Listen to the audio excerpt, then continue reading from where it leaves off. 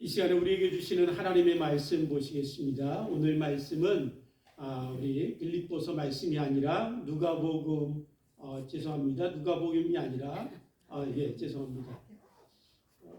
넘겨보시면 누가복음이 아니죠. 마태복음이죠. 저기에 잘못 나와 있습니다.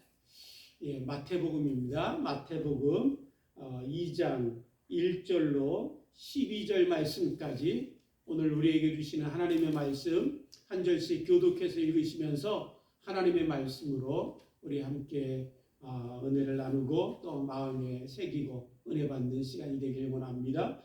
마태복음 2장 1절부터 12절 말씀입니다. 제가 먼저 1절 말씀 읽겠습니다. 헤롯 왕 때에 예수께서 유대 베들레헴에서 나심에 동방으로부터 박사들이 예루살렘에 이르러 말하되 유대의 왕이시니가 어디 계시냐? 우리가 동방에서 그의 뼈를 보고 그에게 경배하러 왔노라 하니 헤롯 왕과 온 예루살렘이 듣고 소동한지라.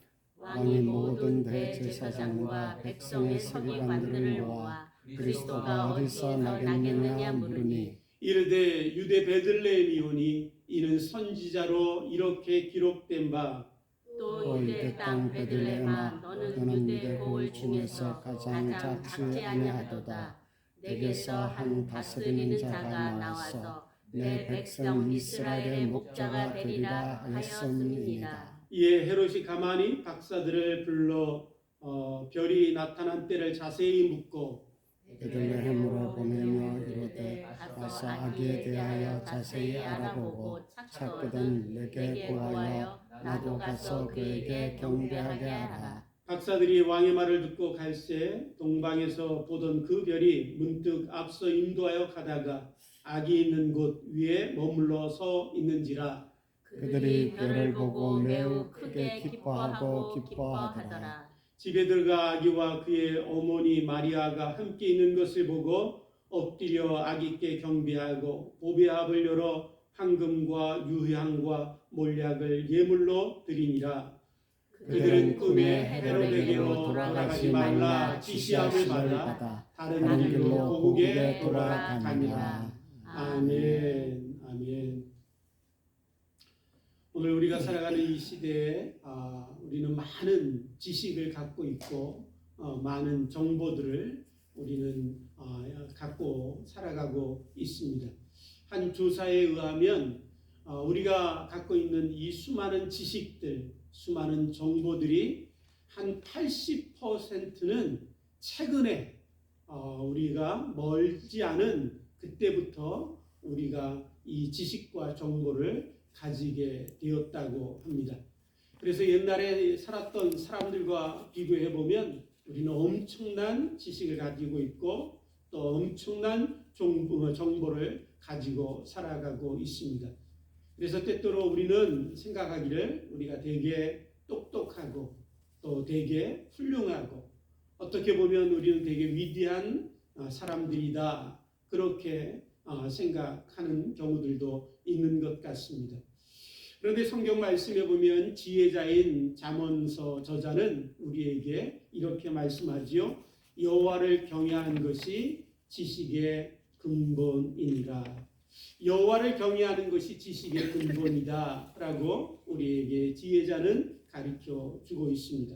다시 말씀드리면 우리가 가지고 있는 수많은 지식과 정보들 그것들이 아무리 많을지라도 그 지식과 정보가 우리를 하나님 앞에 이끌고 그 지식과 정보가 우리가 하나님 앞에 가서 경배하도록 우리를 이끌지 못하고 있다면 그 지식은 헛된 것이고 그 모든 지식은 오히려 미련한 것임을 우리에게 가르쳐 주고 있습니다. 오늘 저와 여러분들이 읽으신 본문 말씀에 보면 지혜자와 또한 지혜스럽지 못했던 미련한 자들의 그런 모습들을 우리에게 보여주고 있습니다. 먼저 보게 되는 사람들은 어떤 사람이냐면 헤롯과 그 당시의 종교 지도자들이었던 대제사장들과 서기관들의 모습입니다. 유대 땅에 참으로 멀리서부터 동방의 박사들이 찾아왔습니다. 그리고 예루살렘에 도착해서 사람들에게 물었습니다. 유대인의 왕으로 나신 이가 어디 계시냐?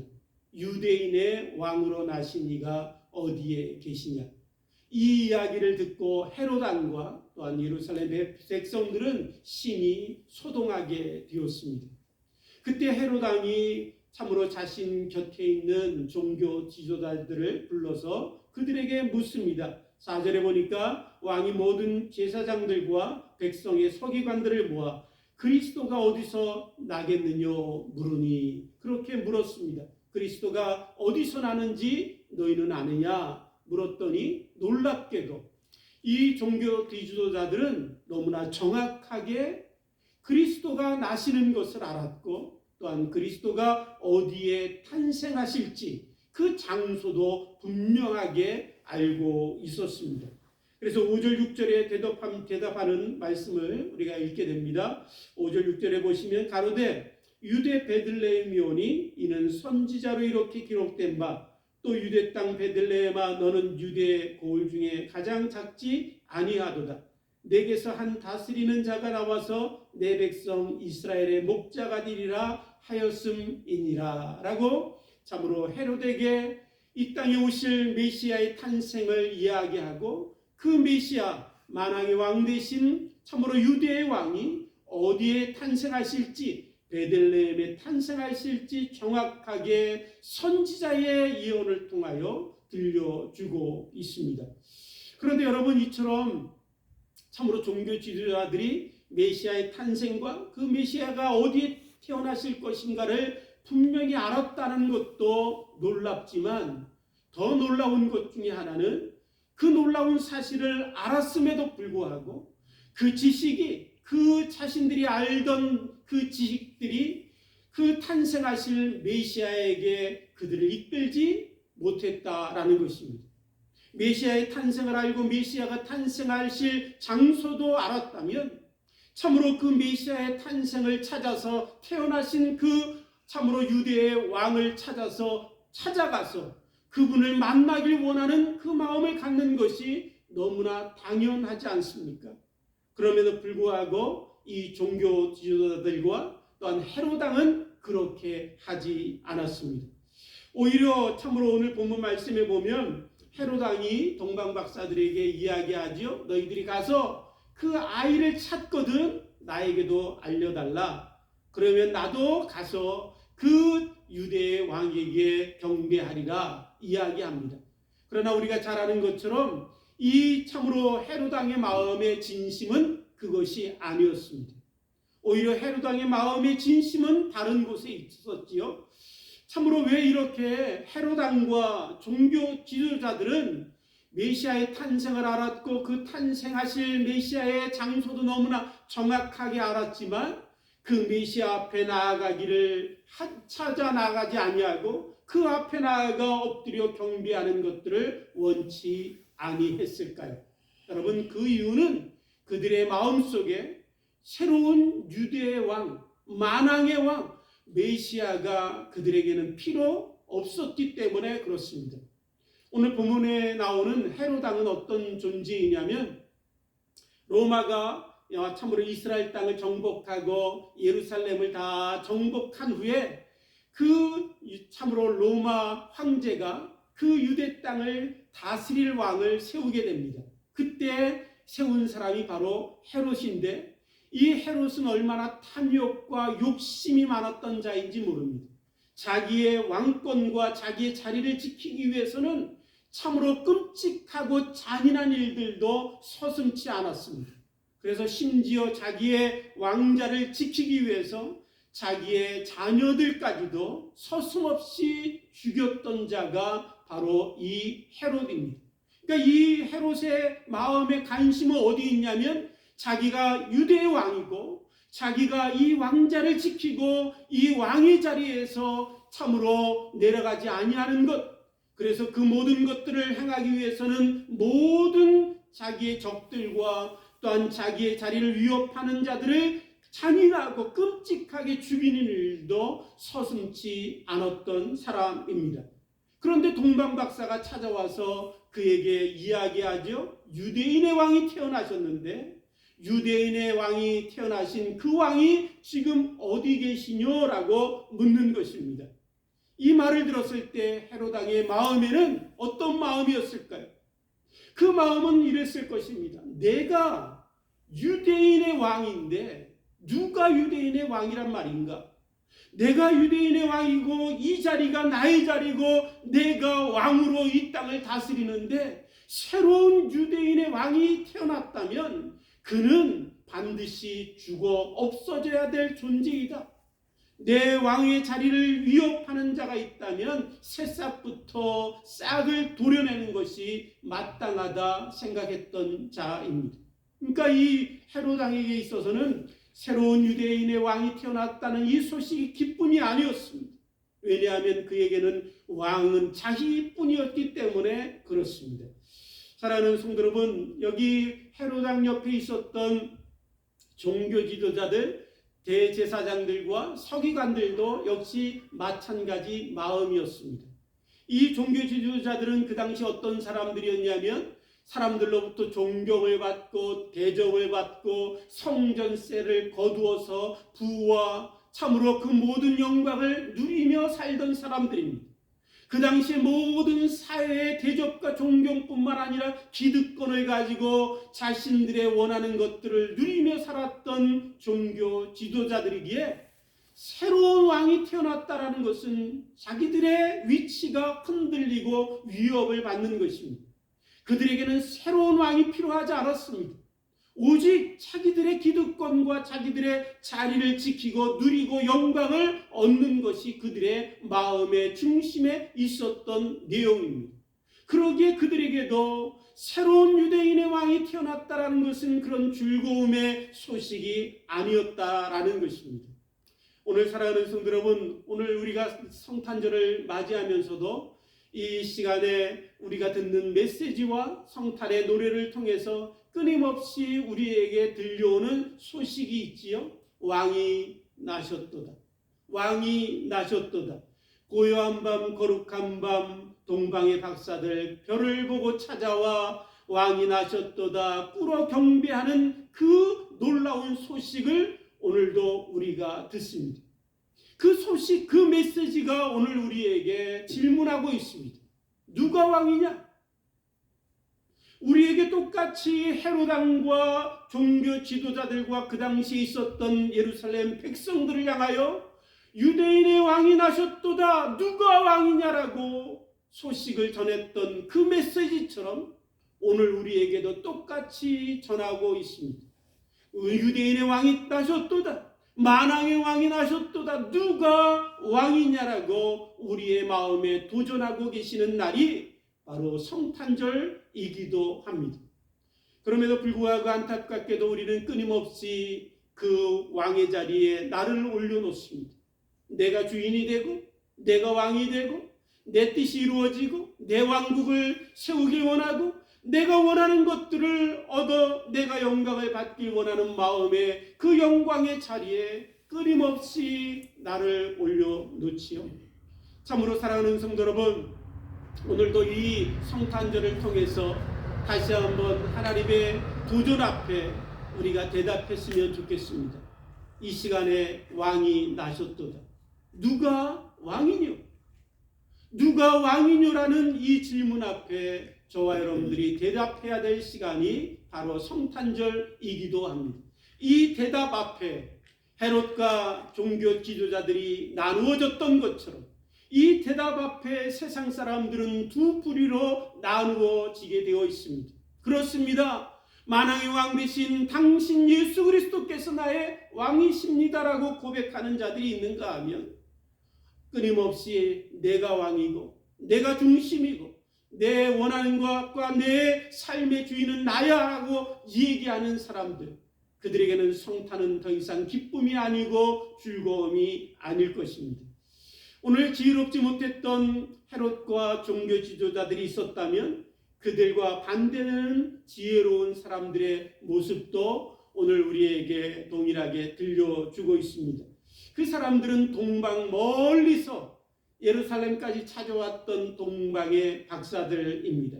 그들은 별을 연구했던 사람들인데 어느 날 하늘에 신비로운 한 별을 보게 됩니다.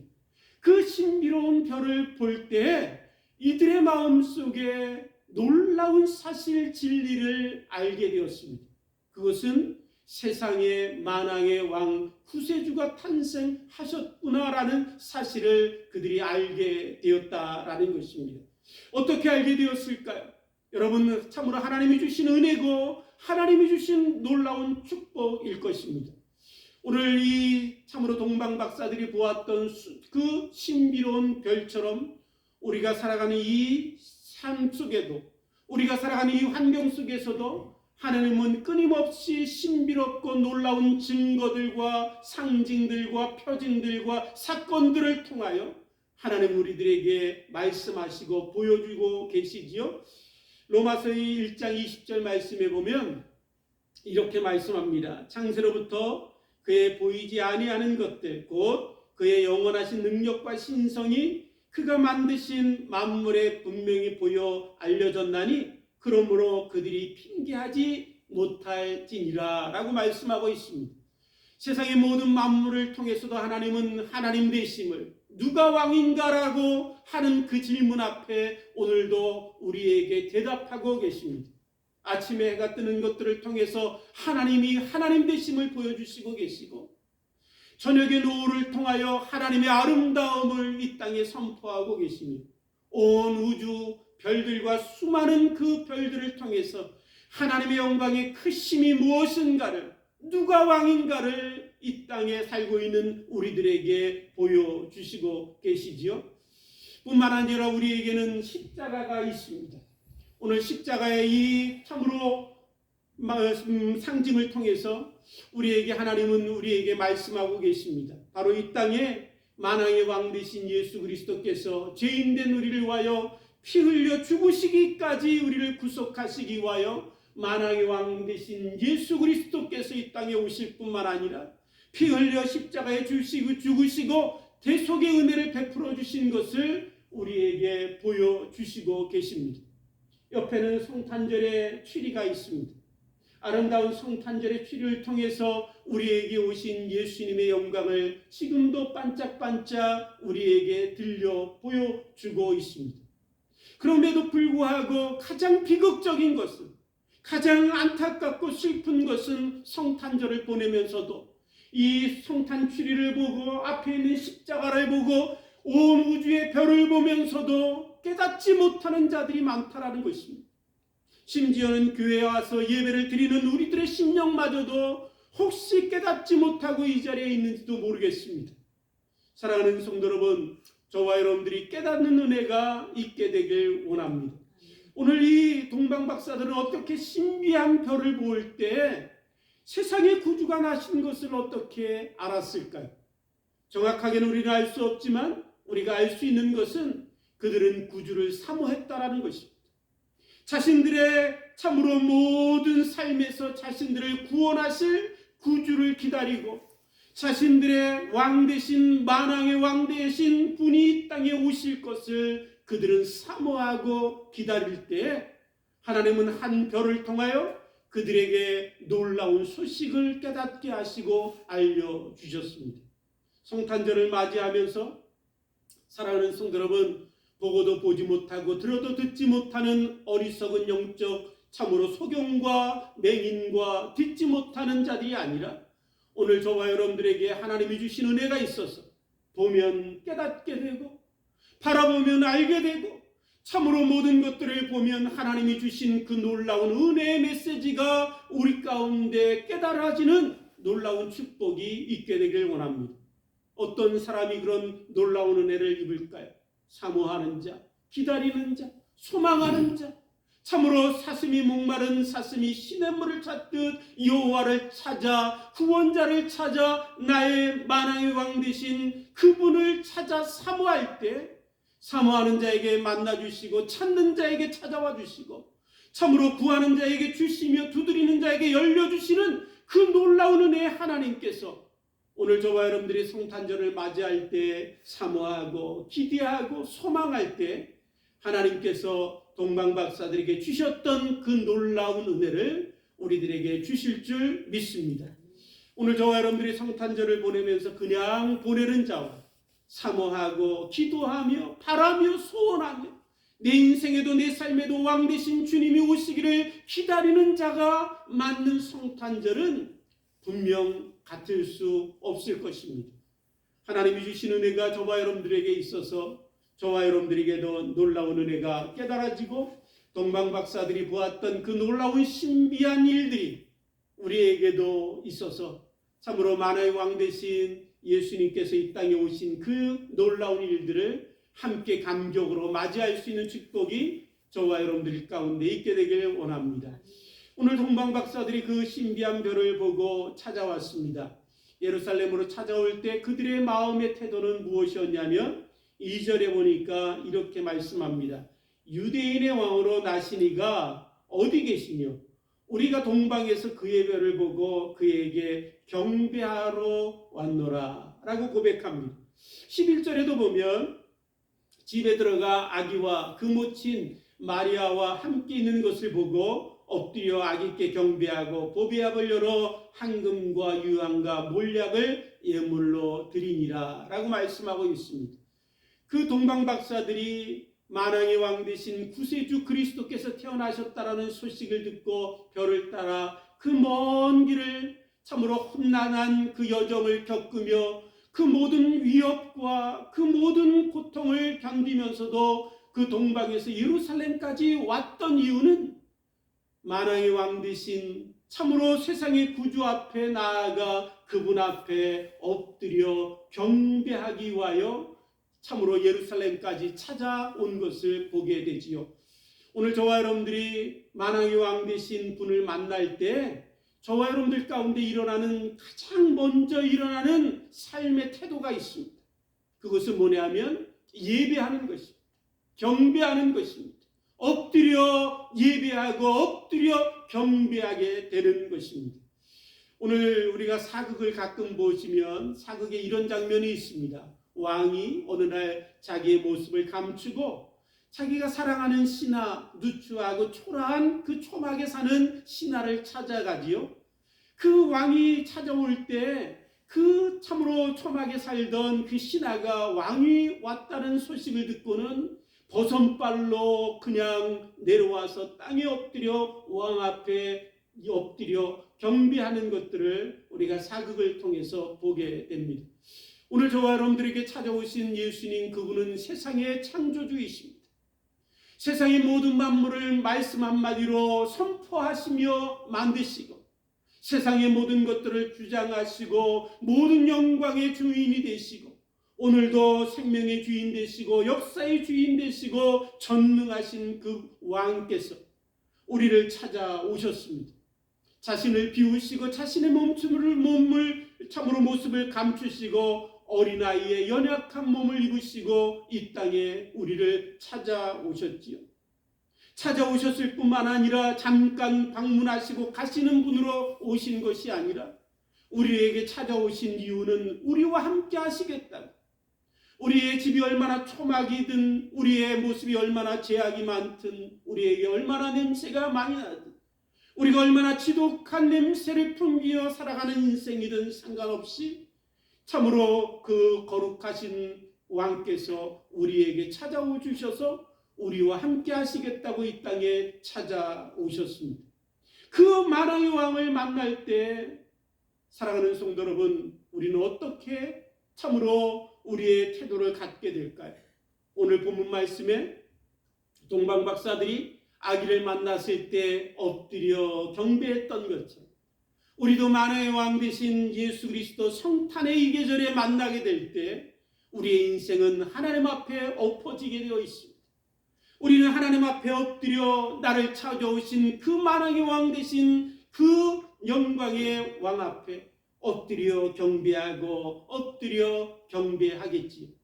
더군다나 나를 떠나지 아니하시고 나와 함께 하시겠다고 찾아오시고 나와 함께 하시기 위하여 십자가의 대속의 대물이 되어 주셔서 우리를 위하여 대신 모든 죄를 감당하시고 피 흘려 죽으시기까지 나를 사랑하셔서 참으로 십자가에서 우리를 위하여 죽으신 그 주님, 그 주님이 나를 찾아오신 그 놀라운 영광의 주님을 만날 때 우리는 참으로 엎드려 경배하게 될 것입니다. 사랑하는 성도 여러분, 오늘 저와 여러분들이 예배는 주일날 되면 그냥 와서 저와 여러분들이 그냥 드릴 때가 있습니다. 그러나 오늘 동방박사들의 예배는 달랐을 것입니다.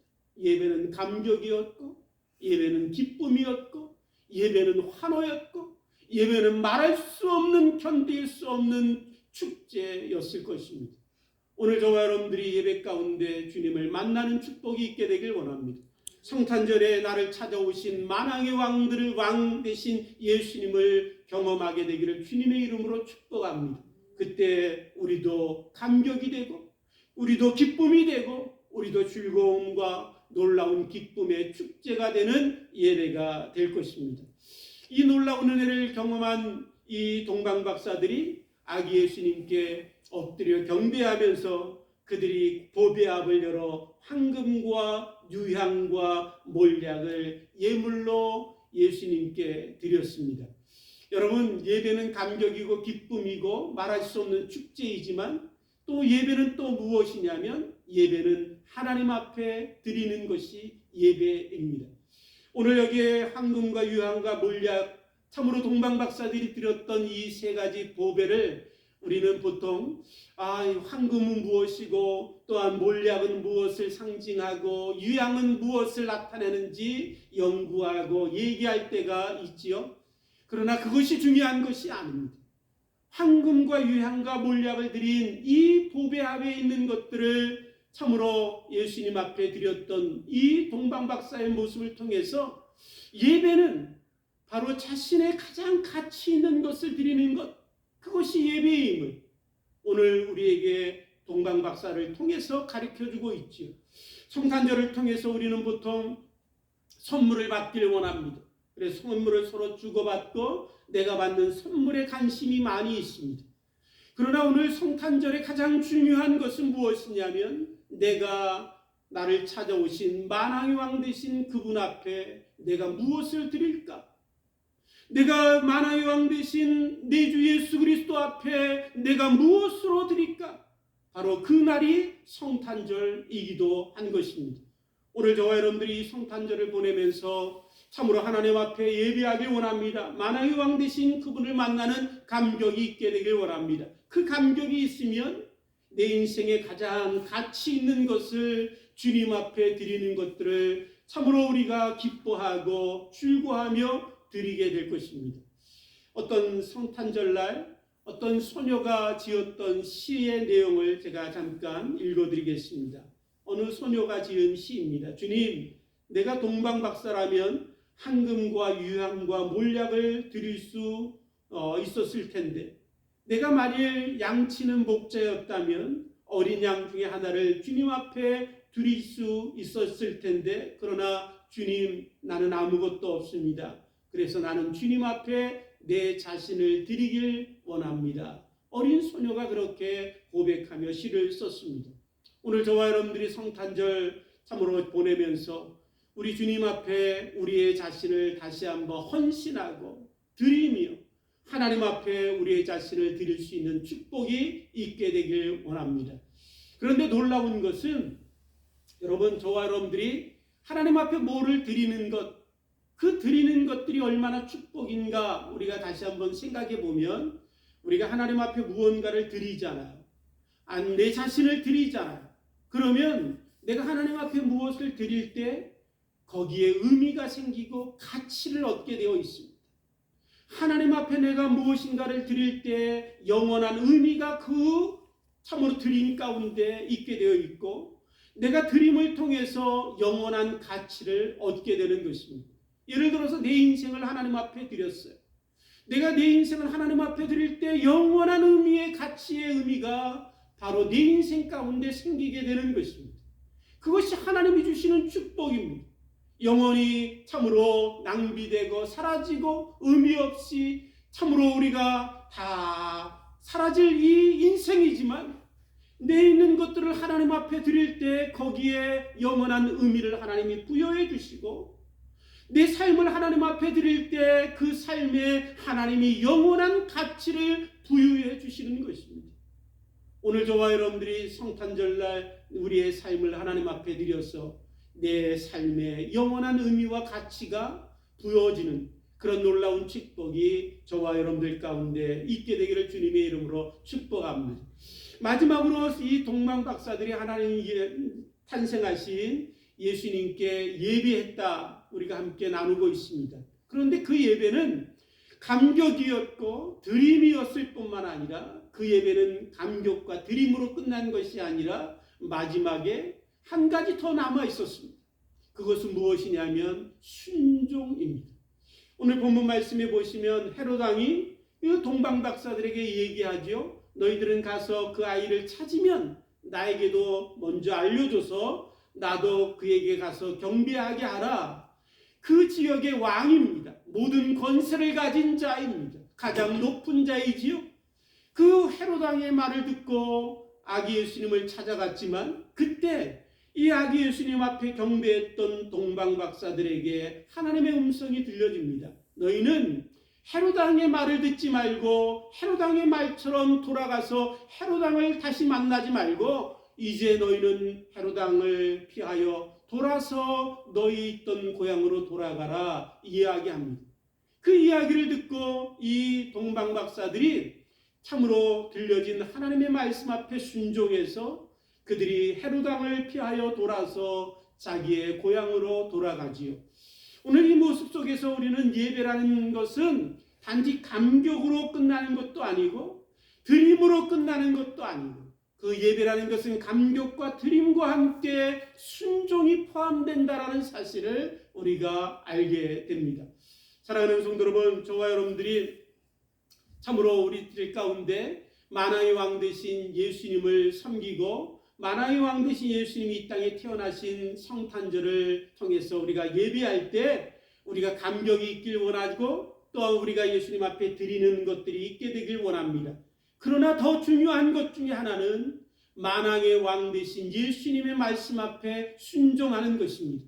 세상 권세가 어떻게 말하든 헤롯이 나에게 어떤 위협으로 나를 위협해서 자기의 명령과 자기의 이야기 앞에 순종하게 만들든 내가 세상 권세 앞에 순종하지 않고 굴복하지 않음을 통해서 어떤 희생과 대가를 지불해야 할지라도 참으로 세상 권세 앞에 나는 순종하지 않으리라. 왜냐하면 너희들이 나의 왕이 아니라 나의 왕은 오직 이 땅에 태어나신 아기 예수님만이 나의 왕이시기 때문이다. 바로 동방박사들의 마음이 그런 것입니다. 나는 오직 만왕의 왕 되신 이 아기 예수님의 말씀 앞에만 순종하겠노라. 권세와 세상의 모든 위협 가운데서도 세상의 그 모든 헤롯 왕의 말을 거부하고 오직 하나님의 말씀 앞에 순종하여 돌아가고 있는 것이지요. 사랑하는 성도 여러분, 성경에 보면 로마서 6장 16절 말씀에 이렇게 말씀합니다. 누구에게 순종하든지 그 순종함을 받는 자의 종이 되는 것을 너희가 알지 못하느냐. 우리는 어떤 것에 순종하는가? 그것이 바로 내가 누구를 왕으로 섬기고 있는가? 그것을 증명하는 것입니다. 내가 말로 아무리 떠들고 내가 말로 아무리 좋은 얘기들을 할지라도 내가 아무리 많은 것들을 찬송하고 노래하며 왕이 나셨도다 캐롤을 부르고 찬송가를 부르며 성탄절을 보내고 있을지라도 내가 만왕의 왕 되신 하나님의 말씀 앞에 내가 만왕의 왕 되신 나를 찾아오신 아기 예수님의 말씀 앞에 순종하고 있지 않다면 우리는 예수님을 왕으로 섬기고 있는 것이 아닙니다. 내가 누구의 말에 순종하고 있는지 그 순종하는 자의 종으로 우리가 살아가고 있는 것이죠. 오늘 저와 여러분들이 성탄절을 맞이하며 우리에게 주시는 하나님의 말씀, 하나님의 도전을 우리가 함께 마지막으로 듣길 원합니다. 왕이 나셨도다. 왕이 나셨도다. 너희의 인생 가운데 왕은 누구냐? 너희 인생 가운데 왕은 누구냐? 이 질문 가운데 함께 대답하길 원합니다. 그렇습니다. 하나님, 나의 왕은 이 땅에 오신 아기 예수님 만왕의 왕 되신 예수 그리스도뿐이 없습니다.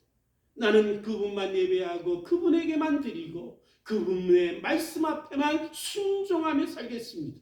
이 놀라운 성탄의 고백이 우리 가운데 있게 되기를 원합니다.